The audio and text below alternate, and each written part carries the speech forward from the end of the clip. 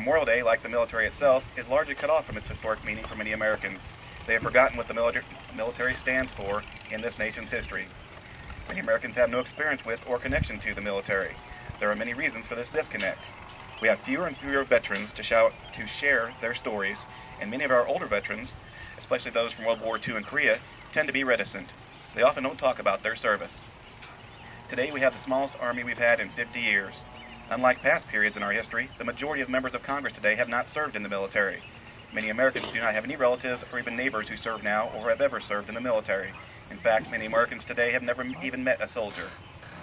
We are living in a time of economic prosperity, when threats are not well understood, when many young people have no personal connection to the military. Today, fewer young people are drawn to military service. In fact, all the services face challenges in reaching their recruiting goals. 9 out of 10 high school students surveyed said they have no interest in serving in the military. Our OTC programs in our university struggle to sign up cadets to fill the officer ranks. This is not news to many of you. You are aware of the challenges involved in reconnecting the American people to their military. You've encountered some of the ignorance and apathy yourselves. You may wonder what to do about it. As Margaret Mead once said so well, never doubt that a small group of thoughtful, committed citizens can change the world. Indeed, it's the only thing that ever has. You are doing an important thing, making a difference, by being here today. You are not forgetting the sacrifices of our soldiers. Let me share with you another idea, an example of what people are doing to make a difference, to reconnect Americans with their military, past and present. In May 1996, Carmela Laspada met a group of school children on the Mall in Washington, D.C. She asked them what Memorial Day meant. They all paused and then said, "That's the day the pool opens." Miss Laspada decided she wanted to show these children and others like them why they are free and who paid for their freedom. She started the Moment of Remembrance campaign. Her goal was to put the memorial back into Memorial Day. She would like to see all Americans observe 1 minute of silence at exactly 3 p.m. on Memorial Day as TAPS plays to honor those who sacrificed their lives for us. That first year, 1,000 shopping malls in this country did what she asked on Memorial Day. They announced the moment of silence at 3 p.m. So did several baseball stadiums, including those of the Yankees and Orioles. So did transportation centers, such as Chicago's O'Hare International Airport, Amtrak, and many bus lines. Several amusement parks also announced the moment of silence. Each year since 1996, the No Greater Love Foundation has worked to expand the campaign further. The goal is for every American to hear an announcement on Memorial Day at 3 p.m. calling for a moment of silence, 1 minute out of the year to remember those who made the greatest possible sacrifice. To help re-educate and remind Americans of the true meaning of Memorial Day, the National Moment of Remembrance Resolution was passed in December 2000 and asked all Americans to voluntarily and informally observe in their own way a moment of remembrance and respect, pausing from whatever they are doing for a moment of silence or listening to TAPS. I encourage you to join in the effort to spread the word about the Memorial Day moment of silence, to make sure it is observed in more places. We can all make a difference with our individual acts, and it is important that we act. It is important that those of us who understand the importance of our history, who understand the importance of our military, who understand the importance of the values of our military, that we act to help reconnect the American people to the American soldier. What is it that inspires and enables ordinary citizens to rise to the challenge of battle, to be willing to make the ultimate sacrifice of their lives in service to their country? What is it that motivates them to respond and contribute wherever and whenever called upon to do so? The answer is values.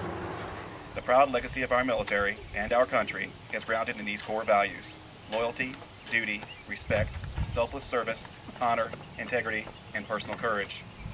Loyalty means to bear true faith and allegiance to the U.S. Constitution, the armed forces, their units, and other soldiers. Duty means to fulfill your obligations. Respect means to treat people as they should be treated. Selfless service means to put the welfare of the nation before your own. Honor means to live up to all of the military's values. Integrity means to do what's right, legally and morally. Personal courage means to face fear, danger, or adversity, whether physical, mental, or moral. These values have made the armed forces strong. Carried with us over the threshold of history into the new millennium, these values will keep this nation strong. We in this country owe a great debt of gratitude to those who sacrificed their lives so that we can live free. We can start to pay that debt by not forgetting, by remembering what they did and what they stood for. Someone like John Finn, the oldest surviving Medal of Honor recipient from World War II, who passed away this year at the age of 100 years. He earned that award during the attack on Pearl Harbor by the Japanese.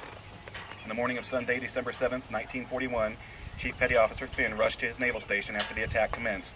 When he arrived at the hangars, many of the planes had already been hit. He grabbed a .30 caliber machine gun on a makeshift tripod, carried it to an exposed area near a runway, and began firing. For the next 2.5 hours, he blazed away, although peppered by shrapnel as the Japanese planes strafed the runways with cannon fire. When the attack ended, he received first aid, then returned to await a possible second attack. He was hospitalized the following afternoon for the numerous injuries he had received. He was awarded the Medal of Honor on September 15, 1942, by Admiral Chester W. Nimitz, Commander-in-Chief of the Pacific Fleet, in a ceremony above the carrier Enterprise at Pearl Harbor. Admiral Nimitz cited Chief Finn for his magnificent courage in the face of almost certain death. Two men, one you know, Sergeant Isaac Brandon Jackson, and one you don't, Chief John W. Finn, exemplify why we need to continue to remember our servicemen and women. Listen to these words by Charles M. Province. It is the soldier, not the reporter, who has given us freedom of the press. It is the soldier, not the poet, who has given us freedom of speech. It is the soldier, not the campus organizer, who has given us the freedom to demonstrate. It is the soldier, not the lawyer, who has given us the right to a fair trial. And it is the soldier who salutes the flag, who serves the flag, and whose coffin is draped by the flag, who allows the protester to burn the flag. Please join me in a moment of silence as we all remember those who made the ultimate sacrifice.